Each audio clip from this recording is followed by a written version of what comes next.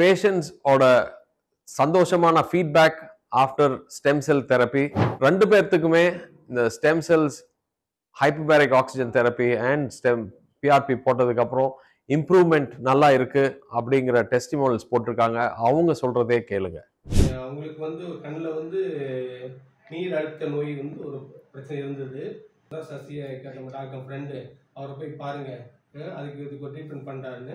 அப்புறம் தான் அவர் வந்து நாங்கள் பார்க்கும்போது தான் இவர் சொன்னார், ஸ்டெம் செல்ஸ்ன்னு பிஆர்பியோட இது இருக்குது. முதல் தடவையாக இடது கண்ணில் வந்து ட்ரீட்மெண்ட் பண்ணாங்க.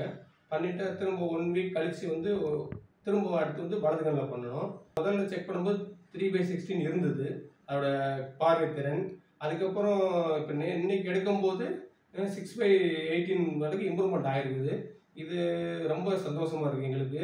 இவ்வளோ நாளாக தெரியாது, இப்போ இந்த டாக்டர் பார்த்த பிறகு இப்போ நல்லா இருக்குது, சந்தோஷமாக இருக்குது. நீங்களும் வந்து பாருங்கள். உங்களுக்கு வந்து இந்த கண் பிரச்சனை, அதாவது கண்ணு தெரியல, மாலைக்கண் நோய் மாதிரி இருக்குதுன்னு சொல்லியிருந்தாங்க.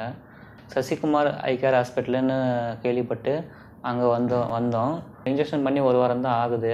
நல்லாவே இம்ப்ரூவ்மெண்ட் இருக்குது அவங்கக்கிட்ட. ஃபஸ்ட்டு வந்து அவங்க கண் பார்வை பார்க்கும்போது ரொம்ப பிளாக்காக இருக்குது, நடக்கும்போது தடுமாறிட்டு தான் நடந்தாங்க. 2-3 நாளாகவே ரொம்ப நல்லாவே நடக்கிறாங்க. ரொம்ப நல்லா இம்ப்ரூவ்மெண்ட் இருக்குது இவங்கக்கிட்ட.